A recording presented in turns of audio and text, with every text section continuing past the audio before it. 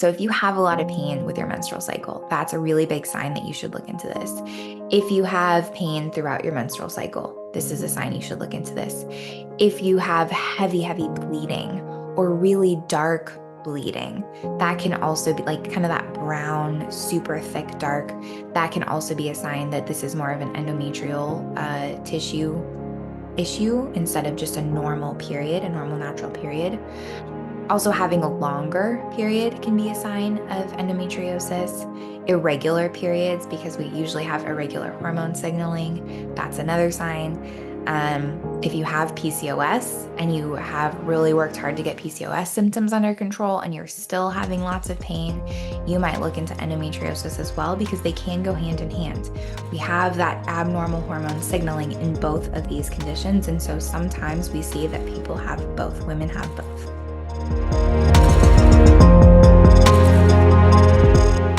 Good morning or afternoon or evening, wherever you are in the world. Welcome to today's episode of What We Tell Our Daughters.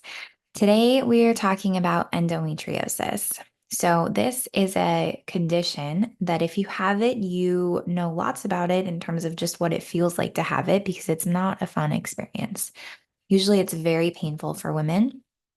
And oftentimes, it is a root cause of really intense period pain. So if somebody comes to me and they say, I've just been having so much pain, when I have a period, I'm doubled over on the floor, I can't move, I feel nauseous, any of those things, all of those symptoms tell me that we need to look into this and make sure that this person doesn't have endometriosis, or if they do, what can we do about it? So that's what we're going to talk about today. We're going to dive into what it looks like when you have it as far as symptoms go, what kind of some of the root causes are for endometriosis, the physiology or some of the theories behind why it happens. And then we're going to talk about what causes pain and what we can do about it. So there's lots for us to dig into today. And this is actually just a scratching of the surface as far as, well, really all of the women's health topics that we're talking about today. These are really just kind of an initial introduction. In learning about endometriosis, I started reading a whole bunch of books to try to figure out, what's really happening in someone's body. And it is a deep, long well of information that we can go into because there's so many different things that contribute to endometriosis as far as physiology and biology and cellular health and immune system health and all of these pieces. So all of these are big pieces of the puzzle. And it's not always the same for every woman, which makes it a little bit more complex to figure out that root cause. But let's first start by talking about what is endometriosis. So if you've never heard of endometriosis, or maybe you've heard of it, but you weren't sure what it was, maybe you are thinking, oh, I wonder if I have this, but I'm not even really sure what it is. Here's what endometriosis is. Basically, we have endometrial tissue in our uterus. That endometrium is what grows and flourishes in that second half of our cycle so that we can create a healthy environment for a baby to be fertilized and implant in. What happens with endometriosis is that endometrial tissue actually travels throughout the body and attaches to cells and it starts to grow. So we call that endometrial implants. Basically, that's your endometrial tissue growing outside of the uterus, growing probably where it shouldn't, well, definitely where it shouldn't be. What's really interesting is that these endometrial implants, we call them, they actually respond to our hormonal signals the same way that your uterine endometrial tissue does. So every month when you have a period, if you've had endometrial tissue spread throughout different parts of your body and start to grow there, and you have that hormone drop signaling it's time to shed that endometrial tissue, that happens everywhere that you have endometrial tissue in the body. So some women, for example, actually we found endometrial tissue in their nose. And when they have a period, they get nosebleeds as well because that tissue is shedding. Now, when that happens in your uterus, that's a contained system, and we have the biology in place, the physiology to actually release that shedding of tissue out of the body. Obviously, through the vaginal tract, that's what it looks like when we have a period. If we have that endometrial tissue somewhere else, for example, it's implanted inside of the pelvis or in the abdominal cavity, there's nowhere for that tissue to go. So it sheds, and that creates a huge amount of pain for women because now you have this shedding, this releasing of blood, this releasing of tissue into your peritoneal cavity and nowhere for it to go. And then the immune system has to kick in and start to clear all of that out. So that is what it looks like when someone has endometriosis. Usually there's a lot of pain. There's pain not just in the uterus, there can be pain throughout the body, and their periods really do usually take them down in a lot of ways. It can be really, really painful and really difficult to handle because as this endometrial tissue grows throughout the rest of the cycle, you can get pain all throughout your body, not just, in the pelvis. Now, let's talk about what are some of the root causes. So, what would cause a woman to start having this endometrial tissue grow outside of the uterus where maybe it shouldn't be?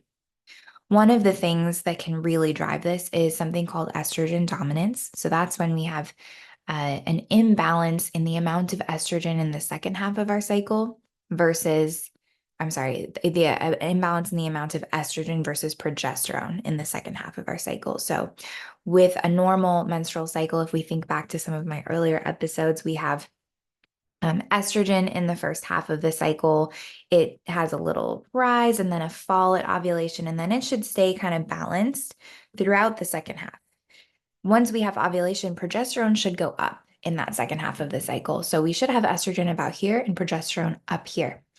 Sometimes women don't clear estrogen as well. There's lots of reasons for estrogen dominance, and we have estrogen up here, maybe progesterone at the same level or even below. That's what we would call estrogen dominance. We have nothing to balance out this amount of estrogen in our body. Estrogen is a growth hormone. And so if we have these endometrial tissues throughout the body, estrogen feeds that growth. It can cause that excess growth of those endometrial tissues, and that can cause a lot of issues. So that's one of the that's one of the contributors to this growth of the endometrial tissue.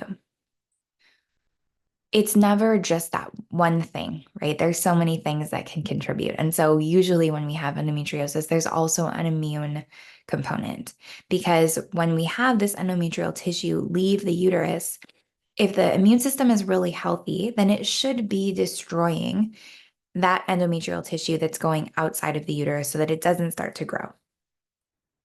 We think there's an immune system component because the immune system isn't doing what it's supposed to do in terms of clearing that out. So we have these endometrial implants, estrogen dominance feeds them, they grow, the immune system isn't destroying them as they should, etc. That can contribute to the cycle. Also, it can contribute to the cycle because once you start to have a few of these endometrial implants, they actually release their own hormone signals. So now you have even more estrogen because all of these endometrial implants are also releasing their own estrogen and continue contributing to their own growth and et cetera, et cetera. Another potential root cause and contributor, and this is kind of for me the biggest one, well, estrogen too, but this is the biggest one because there's so much we can do about this one, and that is the cellular health of all of the cells in your body. In general, your cell walls should be kind of slippery, right? Like they shouldn't allow things to stick to them easily. With endometriosis, that cell wall, the integrity of that cell wall in different tissues all throughout your body is probably compromised. And so that's allowing that endometrial tissue to actually attach and start to grow. That damaged cell membrane. This particular root cause is helpful for us to understand in functional medicine because healing our cell walls, healing our cell membranes, creating healthier cells in general is something that we're always aiming to do and something that we can do very well through nutrition. So when we think about things like endometriosis, it might feel like, oh, this is happening in a vacuum, or there's nothing I can do about this, or, I'm not sure where to turn. Nutrition is one of the biggest levers we can pull to help create health within our cells, create that healthy cell membrane so that the endometrial tissue can't attach and we get more normal hormone signaling throughout the body. So this is a really important lever that we can pull. Which leads us to our next question that everyone always wants to know, and that's why is this happening? What's causing this endometrial tissue to leave the uterus in the first place? So we don't know for sure. There's a few hypotheses. One is the retrograde menstruation theory, and this has been supported scientifically since kind of its conception in the 1920s. But this idea is that basically when we shed the uterine lining and we have menstruation, we shed it, yes, through the vaginal tract, but we can also have endometrial tissue that travels up through the fallopian tubes and moves into the pelvis, etc. We actually see that this happens a lot in healthy women as well. So even in women who don't have endometriosis, we do find endometrial tissue in the pelvis, in the abdominal cavity, etc. It's just not growing. So we don't have this problem where this endometrial tissue is growing and causing pain. One of the biggest supports for this theory is that we have the highest number of endometrial implants nearest to the uterus, so in the abdomen, in the pelvic cavity, etc. And then as you get further and further away from the body, there's fewer and fewer. So if we're talking about menstruation and having this retrograde menstruation where the endometrial tissue is moving up, not just down, it makes sense that most of that would be closest to the uterus. That's one hypothesis. We also have a hypothesis that was came up by someone named Meyer, a scientist named Meyer in 1927. And this theory was that the epithelial tissue in our body, so any of our skin cells, our protective scales, anything that creates that kind of external barrier, has the ability to transform into different types of tissue. So the idea being that these skin cells could actually transform into endometrial cells and move throughout the body. It's quite likely that both of these are at least partly correct because we've actually found that there are endometrial growths in men as well, but they don't have a uterus. So where would this endometrial tissue be coming from? There's only two places this could happen. Maybe some endometrial tissue transplanted to them from their mother when they were in uterus. That's possible, and it just kind of lived dormantly until at some point in their life they had a hormonal imbalance. Maybe they had excess estrogen, something like that made it start to grow. Or probably more likely is this concept that we have these endometrial growths coming from a change in epithelial cells turning into an endometrium. Again, why that happens, maybe it has to do with hormone signaling. Maybe in a man who has some estrogen dominance, we get this change into endometrial tissue. It's hard to say. We don't really know the answer for that for sure. But those are the two main hypotheses around what's causing this endometrial tissue to move away from the uterus to begin with. And then we look at those root causes of estrogen dominance, of that immune system component where it's not destroying those tissues effectively, as to why that endometrium grows into endometrial implants and causing this pain. So if you're a woman and you have endometriosis, or some of this is sounding like, oh man, this might be me, you might be wondering to yourself, well, what does this look like? Like, what symptoms should I be looking for in my body that would tell me I might have endometriosis? I mentioned pain. Pain with periods is a really big one because in a really natural, healthy menstrual cycle, which I would argue very few of us actually have these days because we're inside, we're at our computers, we're not spending time outside, moving our bodies, getting light, getting nature, getting water as we should, just some of our basic, very simple things we don't really do these days the way that we used to. So I think our bodies don't have the same input to have those natural, healthy menstrual cycles. I would argue that probably most women have maybe a little bit of pain, maybe a little bit of cramping, things that we shouldn't have very much of, but they're getting worse and worse. The more I look around and listen to women around me, I hear really horrific stories of the types of pain that they experience that is just not normal. Common, yes. Normal, no. So if you have a lot of pain with your menstrual cycle, that's a really big sign that you should look into this. If you have pain throughout your menstrual cycle, this is a sign you should look into this. If you have heavy, heavy bleeding or really dark bleeding, that can also be like kind of that brown, super thick, dark. That can also be a sign that this is more of an endometrial tissue issue instead of just a normal period, a normal natural period. Also, having a longer period can be a sign of endometriosis. Irregular periods, because we usually have irregular hormone signaling, that's another sign. If you have PCOS and you have really worked hard to get PCOS symptoms under control and you're still having lots of pain, you might look into endometriosis as well because they can go hand in hand. We have that abnormal hormone signaling in both of these conditions. And so sometimes we see that people have both, women have both. Infertility is a really big one. So if someone is struggling with having a baby, endometriosis is actually one of the main causes. Well, I won't say main because there's a lot of them, but it is one of the big contributors to infertility for multiple reasons. That hormone signaling, definitely that irregular second half of the cycle. So maybe we're not having that balance in estrogen and in progesterone enough to maintain a pregnancy.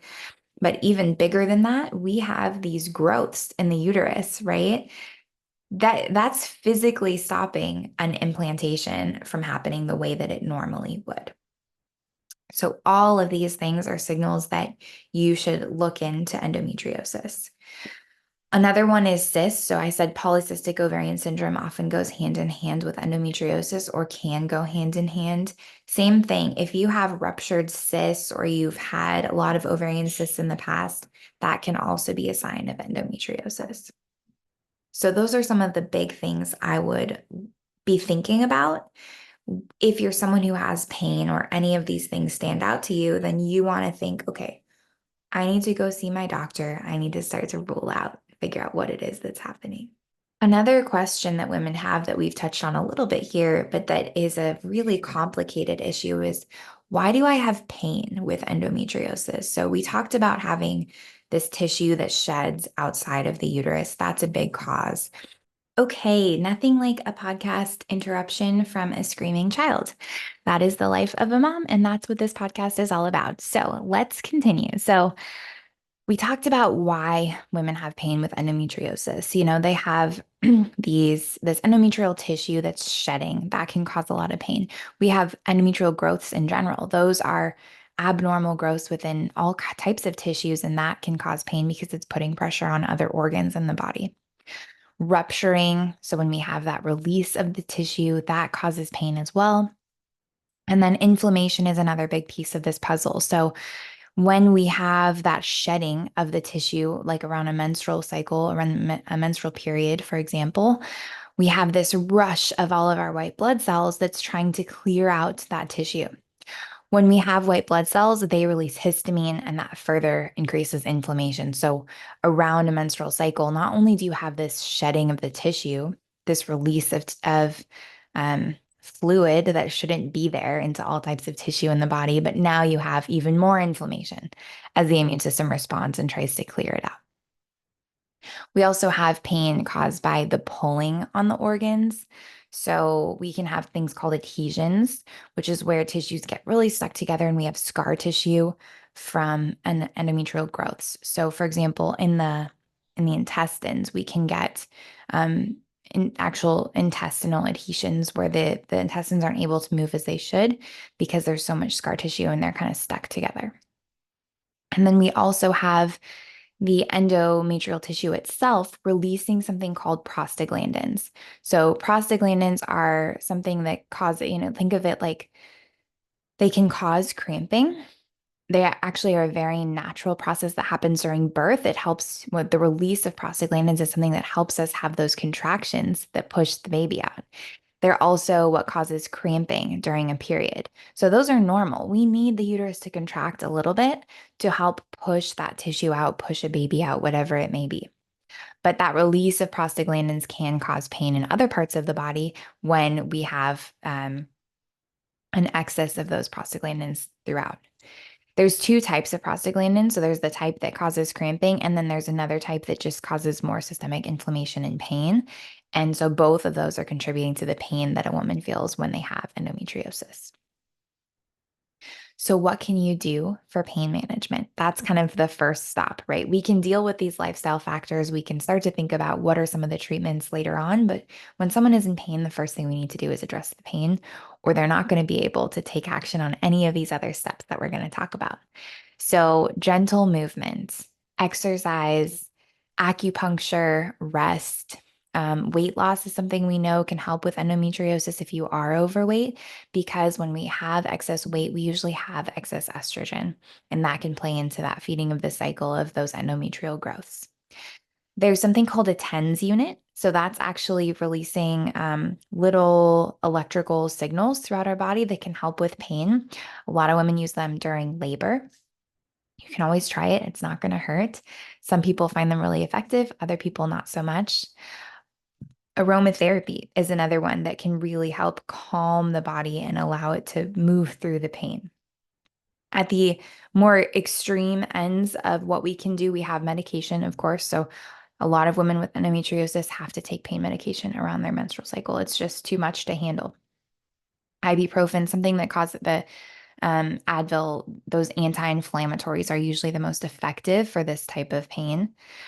There's a whole host of issues with continuous, regular intake of any type of medication, but especially when we're talking about Tylenol and ibuprofen, they can have a really big effect on our detox systems, on our gut health, on lots of different aspects of our overall health. So it's something that we don't want to have to lean on forever. Really getting to the root cause and being able to get through this and start to heal is the most important thing. And then we also have surgery. So you can do surgery to actually remove those endometrial implants. A lot of times they'll do what's called a laparoscopy, where they do some tiny little incisions into your uterus. They go in with a camera, and that's one of the ways they diagnose endometriosis, is to actually see, is there endometrial tissue growing out of control where it shouldn't be, etc. And when they do that surgery, a lot of times they can also remove overgrowths or any growths that shouldn't be there, with what we call an ablation.